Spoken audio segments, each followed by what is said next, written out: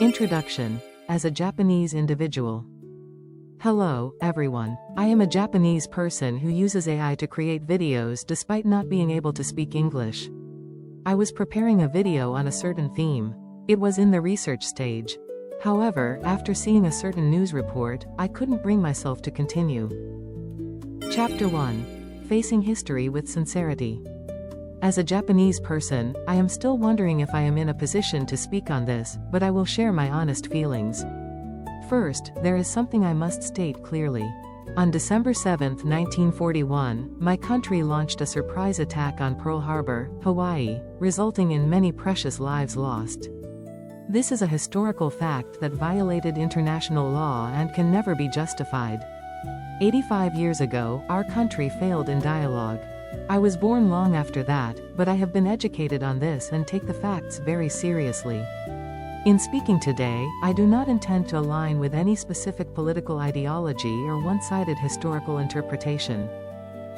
Chapter 2. The pain experienced during the conference. That said, I am deeply moved by what happened at the recent Japan-U.S. summit at the White House. When a Japanese reporter asked why the surprise attack in the Middle East wasn't shared in advance, President Trump replied, "Japan knows all about surprise attacks, right? Why didn't Japan tell me about Pearl Harbor?" To be honest, many Japanese people expressed their bewilderment on social media and in the news after hearing this. Yes, we made a mistake in the past. But did it have to be brought up now, in this place of friendship? Prime Minister Takaichi did not talk back, nor did she give a complacent smile. She kept her eyes open and maintained her silence. It was as if she bore the weight of the past on behalf of the people while swallowing her emotions for the sake of the alliance's future. I believe that was a display of quiet dignity. For me, it was an almost unbearable pain to witness. Chapter 3. The hidden context, discovered by AI. Because I don't understand English well, I watched the footage of the press conference over and over again. I repeatedly paused and played it, checking both the English subtitles and the Japanese translation.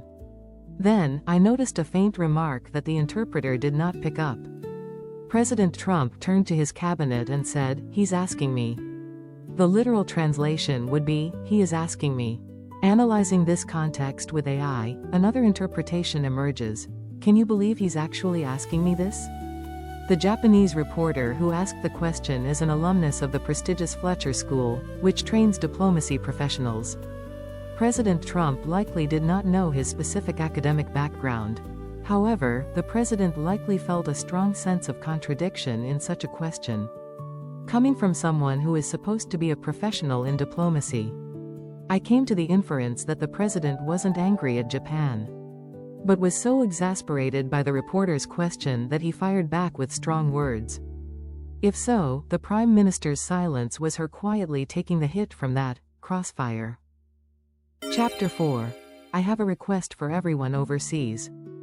I feel the health of democracy and hold great respect and gratitude for the major U.S. media outlets that criticized this remark.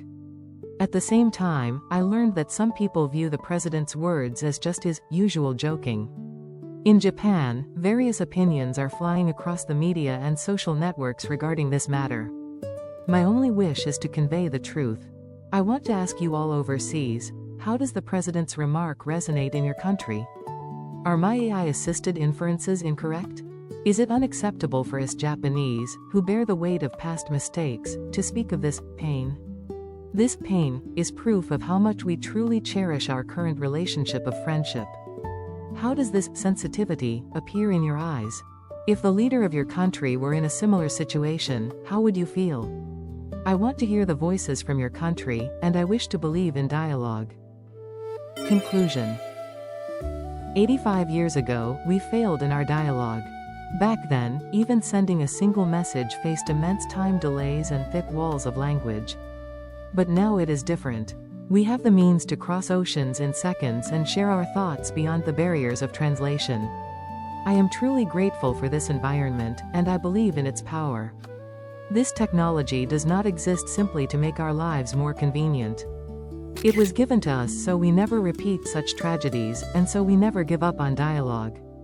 The mixed emotions and sadness I felt following President Trump's recent remark. Being able to ask you all about them is, in itself, a hope that did not exist 85 years ago.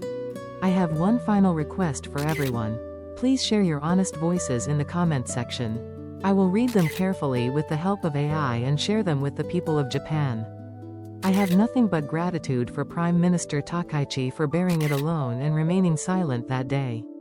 But from now on, I believe we are in an era where each of us can engage in direct dialogue with friends around the world. I hope our generation can build a new form of trust.